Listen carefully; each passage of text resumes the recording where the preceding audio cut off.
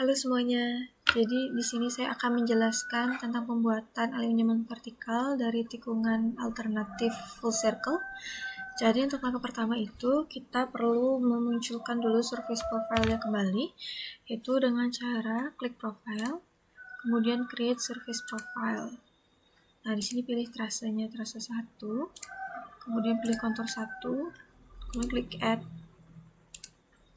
Kemudian pada kontur yang ini kita bisa jadikan static, lalu draw in profile.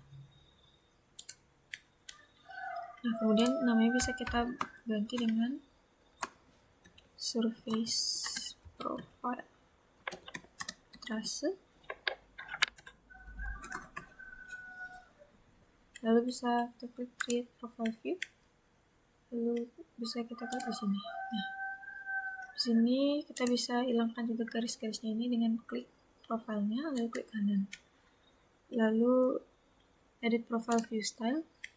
Kita bisa klik vertical grid dan klik horizontal, klik OK. Nah, kemudian kita bisa sejajarkan antara trase profilnya dan juga super elevasinya. Jadi bisa kita select.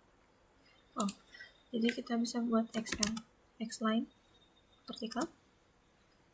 Letakkan pada STA ke 100. Buat juga XL yang horizontal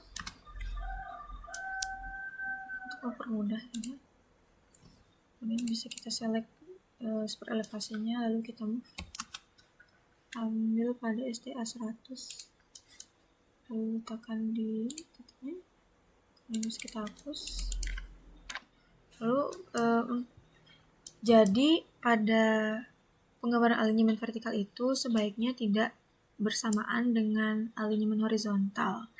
Jadi untuk itu saya akan membuat garis bantu dulu di mana tempat terjadinya alignment horizontal.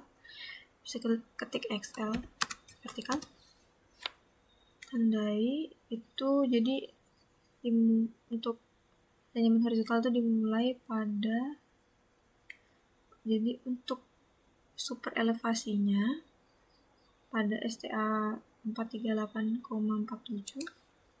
berakhir di 1 plus 109,11. Oke. Kemudian saya akan menggambarkan titik potong untuk alignment vertikal di sini. Sebelumnya saya sudah membuat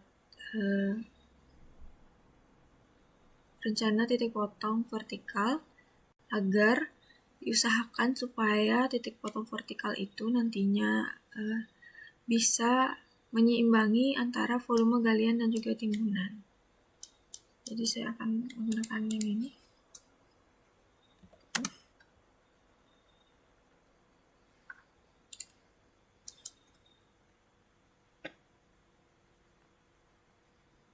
Tekan di sini.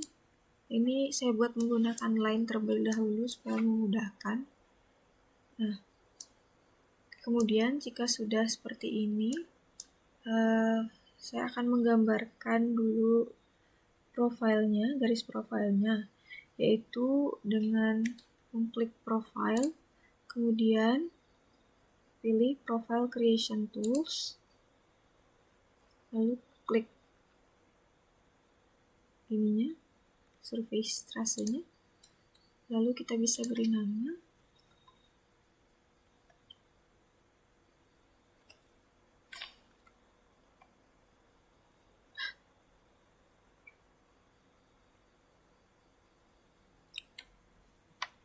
Lalu kita bisa beri nama profil trase 1.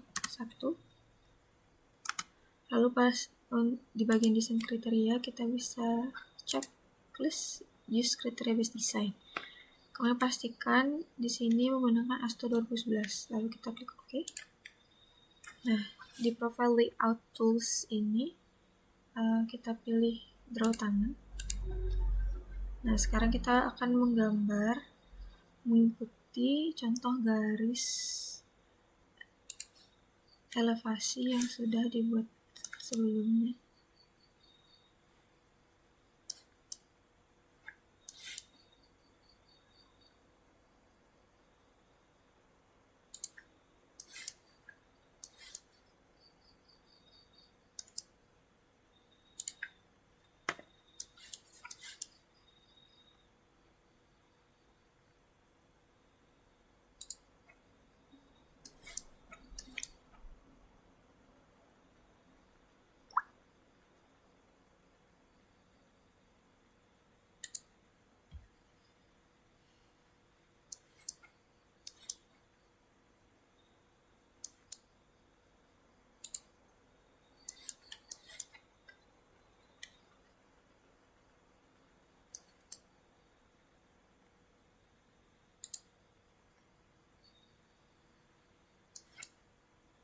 Kalau sudah kita bisa enter.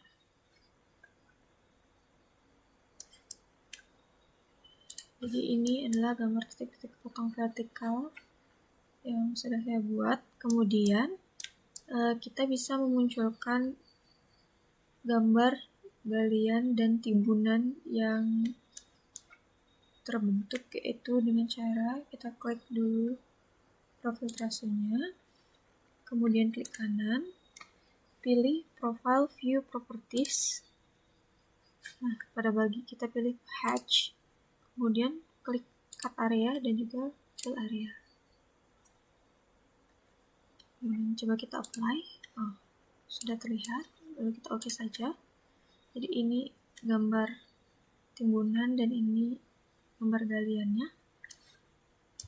Kemudian selanjutnya kita akan melakukan perbandingan antara galian timbunan dan elevasi ini supaya bisa melakukan pemeriksaan terhadap kelandaian yang terjadi pada profil trase ini.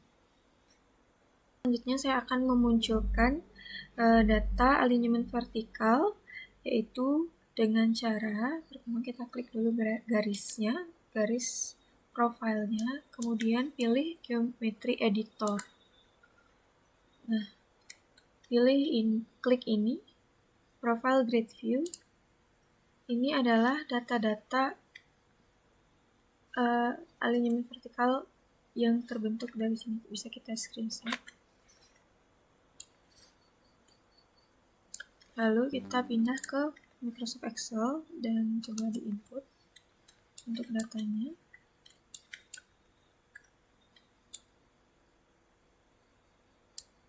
Oke. Karena data ini dan juga ini sama, jadi kita pakai salah satu saja. Kemudian di sini kita akan meninjau beberapa hal, yaitu dari gradien. Lalu kita harus mengecek gradiennya, panjang kelandaiannya, panjang kritis, dan cek panjang kritisnya apakah memenuhi atau tidak. Nah, dari yang pertama itu bagian segmen. Bagian segmen ini terbentuk karena adanya perbedaan antara titik awal ke titik kedua dan dari ke titik kedua dan titik selanjutnya, di mana untuk segmen 1 ini menghubungkan stationing dari 0 sampai ke 111,970 dan begitu pula selanjutnya. Kemudian kita bisa inputkan data elevasi ini ke sini. Nah, selanjutnya setelah kita inputkan data station dan juga elevasi ini, kita bisa menghitung gradiennya, di mana untuk rumus gradien itu sendiri adalah perbedaan elevasi dibagi dengan jarak antar stationing. Lalu untuk gradien maksimumnya itu seperti pada kriteria perancangan, yaitu di 6%. Kemudian kita perlu mengecek gradiennya apakah sudah oke atau belum. Kita bisa inputkan dengan rumus ini. Kemudian kita perlu juga untuk menghitung panjang kelandaian, dimana rumusnya adalah untuk stationing setelah itu dikurangi dengan stationing sebelumnya, maka didapatkan panjang kelandaiannya. Lalu untuk perhitungan panjang kritis, di sini sebelumnya untuk speed reduction yang saya gunakan itu adalah setengah atau 50% dari kecepatan rencana, di mana kecepatan rencana saya adalah 50 km per jam, sehingga digunakan speed reduction-nya itu 25. Kemudian kita coba untuk panjang kritisnya itu, jika 25 itu terdapat di 3%. Jadi karena hasil perpotongan antara persen panjang kritisnya itu tidak ada yang mengenai antara perpotongan garis horizontal dan vertikal ini, maka untuk panjang kritisnya itu kita sebut infinite untuk semua dari hasil gradiennya. Kemudian untuk mengecek panjang kritisnya, kita bisa menggunakan rumus ini. Kemudian kita perlu mengecek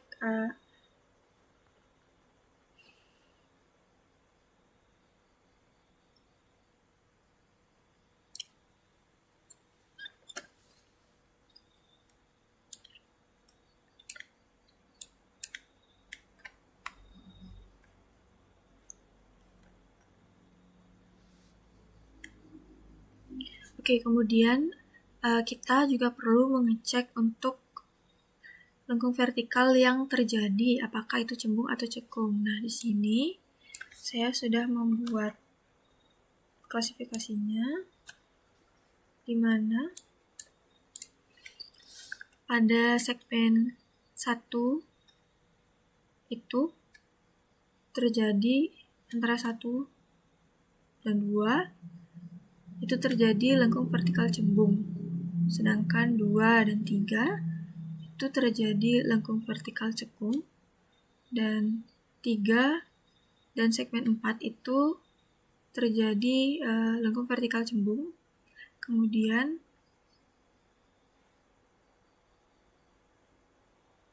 4 dan 5 itu cekung, 5, 6 itu cembung, sehingga diperoleh lengkung vertikal cembung sebanyak 3 dan lengkung vertikal cekung sebanyak 2. Kemudian kita juga perlu menginput data-data supaya kita bisa mendapatkan nilai seberapa lengkungan yang akan diperlukan pada desain. Nah, pertama kita melakukan perhitungan pada lengkung cembung, di mana lengkung cembung 1 itu pada segmen 1-2, cembung 2 pada segmen 3-4, dan cembung 3 segmen 5 dan 6. Nah, untuk kecepatan desain yang digunakan itu tadi 50 km per jam. Sedangkan kemudian untuk A itu adalah nilai absolut dari pengurangan antara gradien setelah dan gradien sebelumnya, sehingga diperoleh 0,92. Kemudian kita juga perlu mengecek nilai S ini, di mana nilai S itu diperoleh dari tabel ASTO 334, yaitu pada bagian stop sight distance and K. Nah, di sini dengan kecepatan 50 km per jam diperoleh stop sight distance-nya atau nilai S-nya itu 65.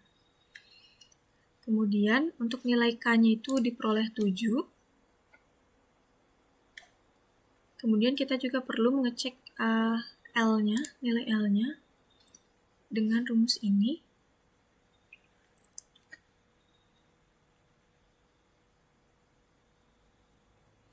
Atau bisa ini untuk rumusnya, rumus L-nya. Kemudian kita juga perlu mengecek nilai LV-nya untuk cek S. Kemudian kita perlu memeriksa juga nilai LV. Untuk LV itu nilai A dikali dengan nilai K. Kemudian kita melakukan pengecekan juga pada nilai LV SSD, yaitu nilai maksimum dari antara nilai LV yang untuk mengecek S dan juga nilai LV yang dari K. Lalu pada passing sight distance kita juga perlu memeriksanya, yaitu yang pertama pada nilai S dapat 160 dari tabel 335 untuk passing sight distance and K diperoleh 160, dan juga nilai K-nya diperoleh 30. Lakukan pengecekan dengan perhitungan L. dengan rumus ini atau ini. Kalau nilai S-nya lebih kecil daripada L, menggunakan rumus ini, sedangkan jika nilai S-nya lebih besar dari L, menggunakan rumus yang ini. Kemudian kita perlu juga masuk nilai LVK-nya. Lalu kita melakukan pengecekan pada nilai LV PSD-nya, yaitu nilai maksimal dari antara LVK dan juga LV yang S. Nah, sehingga kita peroleh untuk LV design-nya yaitu pembulatan dari nilai PSD-nya, sehingga diperoleh 28, 14, dan 60. Nah, kemudian untuk lengkung vertikal cekung, di sini ada dua lengkung vertikal cekung, yaitu pada segmen 2, 3, dan cekung 2 itu pada segmen 4 dan 5. Dimana untuk sama seperti sebelumnya, jadi untuk kecepatan desain itu 50, dan nilai A-nya itu diperoleh dari selisih antara gradien setelah dan gradien sebelumnya. Lalu pertama kita melakukan pengecekan pada headlight side distance, itu S yang diperoleh dari tabel 336 ASTO design control, diperoleh untuk nilai S-nya itu 65 dan nilai K-nya itu 13.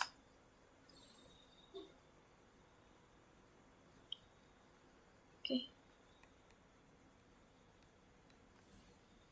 13.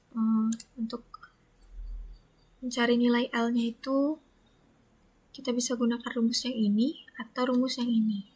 Tergantung apakah jika S-nya itu lebih kecil daripada L, bisa menggunakan rumus yang di atas. Kalau S-nya lebih besar dari L, itu bisa menggunakan rumus yang di bawah, atau ini.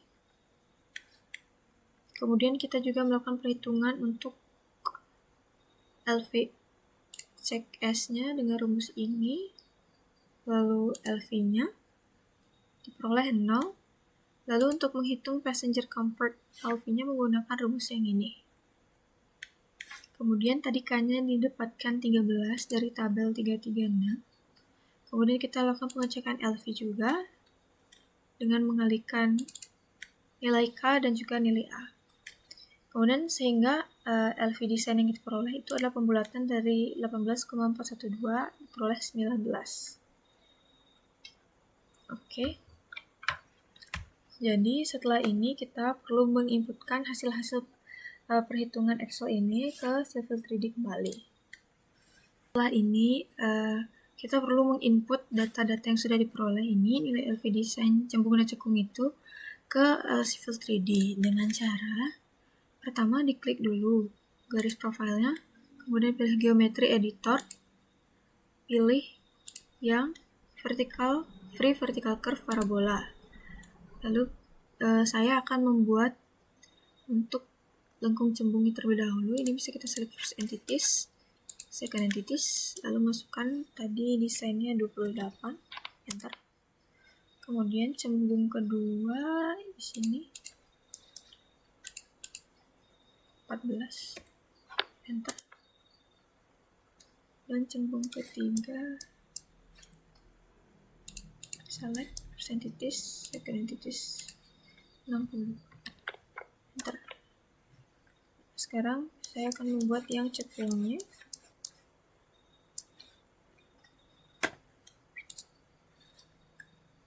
yaitu 19 dan 26.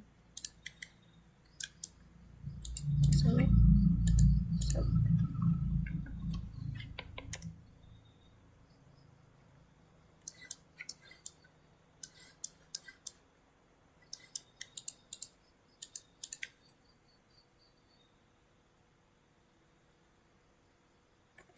enter.